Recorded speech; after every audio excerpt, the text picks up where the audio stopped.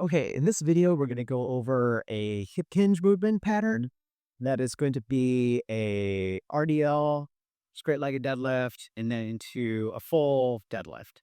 Um, what we want to do is start with a stance that's a little bit more narrow than that squat stance. That squat stance where the heel is underneath our armpits. I'm going to take those heels in a little bit. We're going to keep those toes pointed out at that same 30-degree angle that we had in a squat. So our arms can be straight up and down and not hit our legs is the idea with this one. So first movement we're going to do is get that stance, put your hands on your hips, keep your chest high, and then pretend like there's a car door behind you that you're trying to close with your rear end. So don't think about how low you can go. Keep that chest high the whole time and just stick that rear end back as far as you can. Putting your hands on your hips, knowing that's where the movement is coming from. So as far as you can go back, your hamstrings and the back of your legs are usually where you're going to feel that you can't go any further back, and then just come back up. So again, going back as far as you can. Don't think about how low you can go. I can always go lower here, but I don't want that to happen. I just want that hip to go back as far as I can. Soft knees. Don't bend the knees. Don't sit really far into this. Just push that hip back as far as you can with those soft knees. And then when your hamstrings say you're done, come back up. So take that 1/1000 at the back, 1/1000, how far can I get back? And then come back up. Sometimes people will feel this in their lower back a little bit. Sometimes they'll feel it at their calves. Most people will feel it at the hamstrings. Usually if you have a desk job, sit a lot, then sometimes you feel this in your lower back. As long as there's no sharp pains, don't worry too much about that. This will strengthen the lower back. This strengthens the whole posterior chain, meaning your whole backside. Everything from your Achilles, calves, hamstrings, glutes, lower back, lumbar, right, thoracic, a whole back when we do this movement pattern. So once you have that down, where you're just pushing that hip back with your hands, getting as far back as you can before you come back up, the next step we're going to do is put our hands up on our head. This one, I want to keep those shoulders up as high as we can the whole time. You can start out and you can look down, find that position, and once you find it, and keep the gaze high, push that hip back as far as you can while holding those shoulders back. Come back up. Back again. And up. So this is called a good morning. And this is a great movement pattern that you can do just about anywhere. It's just a body weight pattern. All right. And once you try that one out and get that down, then we'll move on to the next part where we just do that same movement pattern, but we weight it. All right. So to weight this, you can use dumbbells. You take one in each hand and you put it about 45-degree angle, and you do the same thing that we're going to do here with a barbell. Now, I prefer a barbell because they're much more scalable. So you'll be able to do as much weight as you ever would want to with the barbell. The dumbbells can be a little bit more awkward to raise up that weight and get them into proper position. This here is a squat rack. So we have our arms here, and I'm going to use a 25-pound rackable barbell. And a rackable just means that we can put it on the squat rack here. We have these arms here. In order to lift it off of and put it back onto, you can adjust them so that once you lift it off, it's high enough so that you're going to clear these arms. Again, we're going to start with this 25-pound barbell, and we can move up to a 45-pound barbell, which is a standard barbell after you feel comfortable with this 25-pound. So what we're going to do is approach this bar. We're going to have the bar touch our legs basically the whole time. We can start with it a little bit in. Again, touching our legs a little time. Our arms should be straight up and down. And even when you unrack this, you should do the movement pattern the way you would do the full movement pattern. So I'm going to push my hips back a little bit. Let the bar touch my legs. I'm going to grab onto the bar and then just push my hip forward into the bar. And now the bar is up. I'm going to take a couple steps back just to clear that rack. I'm going to get that same position I had in that good morning. Toes out, arms straight up and down, one onto the bar. And then I'm going to keep the bar again tight against my legs as I push my hip back as far as I can. I'm keeping that chest up. That 1/1000 at the back. So pushing back as far as I can. And then just pushing the hips back into the bar. Right back. And back up. And then when you're done, let's take those 2 steps forward again. And then try to push that hip back again. to release the bar back down onto the arms of the squat rack.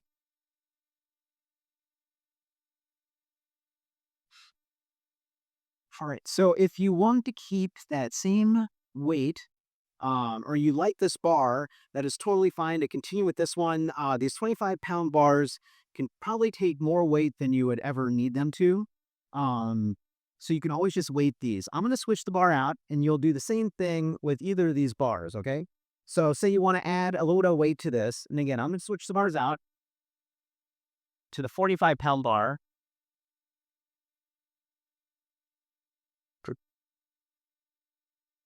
And now I'm going to add a little bit of weight to this, just so you can see what that's like. And now with RDLs that we're doing right now, they are a grip strength intensive exercise. So your grip strength could become a limiting factor with this. So if this smaller 25-pound bar feels better for your grip, that's totally fine. Now with deadlifts, RDLs, I usually like cuffing them. The sides, you never have to worry about the bar falling on you. If you're ever in trouble, you can just drop the bar into the floor. Um, there's not a danger that way, the way there is in a bench press. All right, so we have the 45-pound bar. I added 10 more pounds on each side. Now this one, as all the exercises, I want you to ramp up slowly, kind of feel your way out to make sure that you're feeling good with the different weights that you're adding. But that being said, deadlifts will typically be your heaviest lift that you're going to do. Overhead presses are usually your lightest for the big compound lifts, but deadlifts will usually be your heaviest. So right now we have the 45-pound bar, 45, 55, 65. So we have 65 pounds total on here. I'm going to do the same movement pattern again now, just with more weight. So looking down and move it in a little bit, pushing my hip back, ready on, pushing the hip into the bar, taking that step back. And then, again, the exact same movement pattern, 1/1000 at the bottom. You can come up as fast as you would like. Think about accelerating up each time. I like to do around 5 reps. Then again, walking it back in, pushing that hip back. Doing about 5 reps, kind of feeling yourself out for how comfortable you feel with that, and then adding some more weight if it still feels really light. And then adding some more reps once you feel like you're at a good weight. All right. So from there, we're going to move on to our full deadlift will be our next step for this. So we're going to use this 45-pound bar. I'm going to take these 10-pound plates off here. These are small 10-pound plates, and we need to use bumper plates for this next step. If you're strong enough to use 45-pound plates, the standard 45-pound plates are the same size as these bumper plates that we have. These are only 10 pounds. They're the exact same weight as those last ones, but they're going to get the bar further off of the ground. So, and we're going to cuff these so that they don't shake off the bar as we do the movement.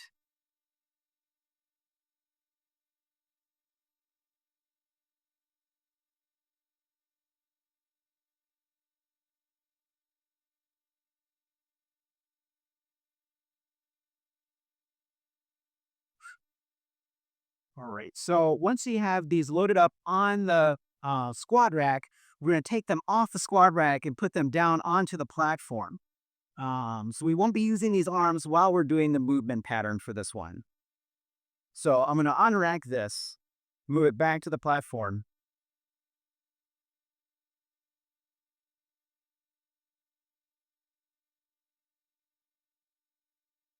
All right, now I have it on the platform and ready to lift it from the platform. So we're going to do that same that same hip hinge movement, and add a little bit of a squat at the bottom to get it up off of the ground.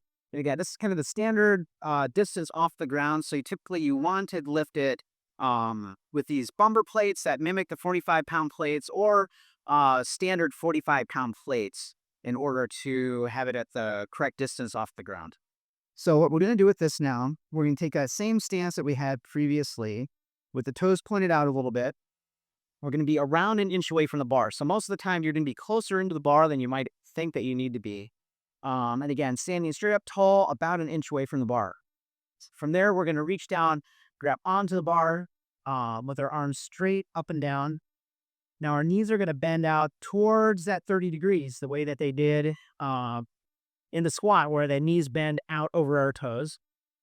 Now, we're going to want to have no extra space in here between our forearm and our knees. So there's a lot of constraints with the deadlift. That's one of the kind of nice things about this, is that if you kind of check all these boxes, then you should be in a good form with this.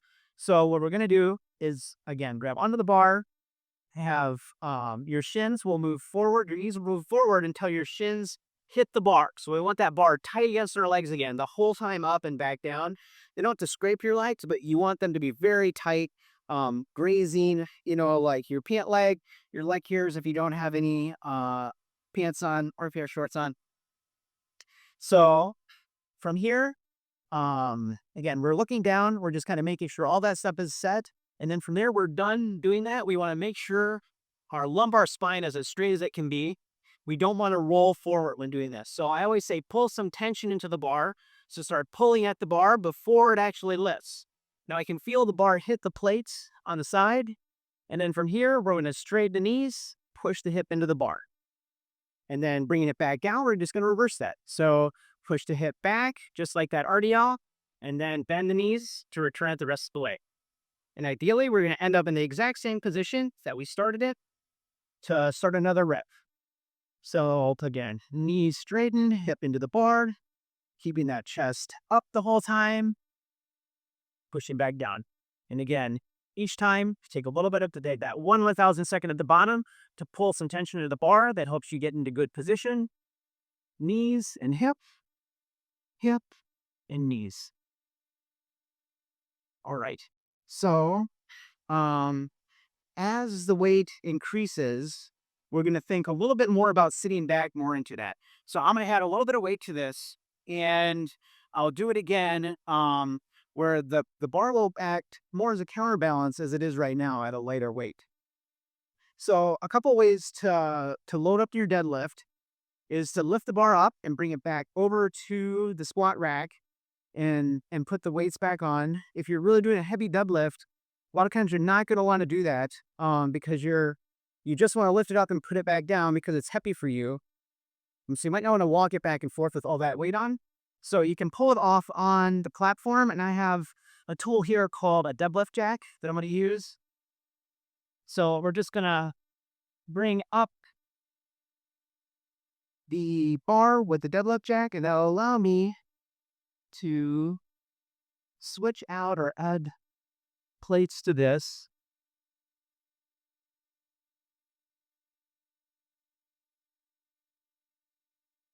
So adding 55 pounds, this is another bumper plate. This is not a common plate. Most common plates are 45, the 25, and the 10s. Again, this is not a very common one. Your gym might not have a 55, but don't worry about that. It's just in order to show you what he's like to do a little bit more weight. And then from here, we're going to drop it back down, rolls away. All right, then the other side.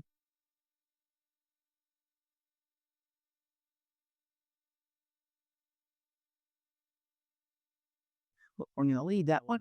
Doesn't really, with these big plates like this, it doesn't matter too much which ones are going to come with each other.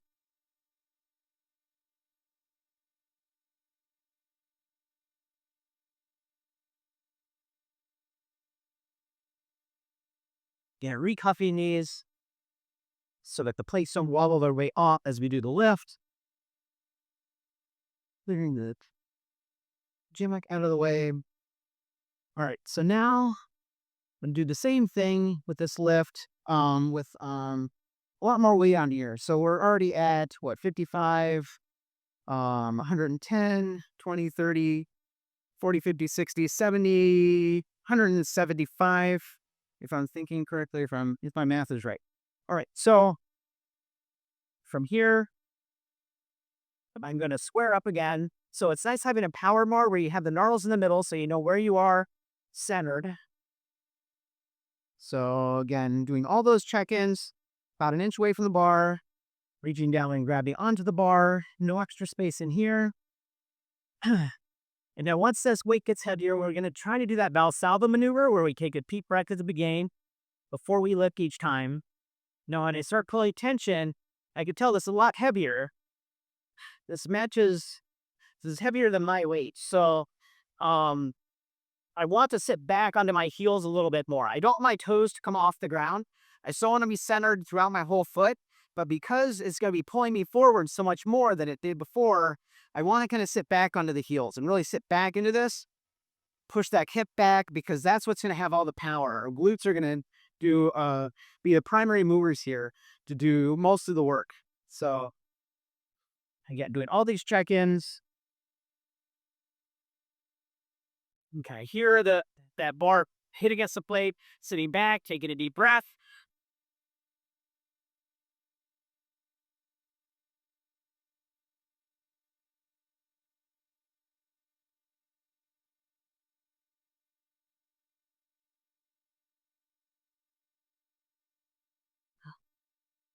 You can see each time it is coming back down in the exact same spot that I started in. You want the bar to move straight up and down as much as we can.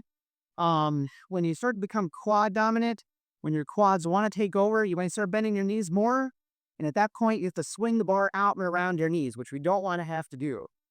So we want those glutes to do the majority of the work. The quads are doing work too, especially in that little bit of a squat at the bottom. When you bend our knees, our quads are doing work. But we want those that hip hinge from the glutes to do the majority of this work. So let me do a couple more.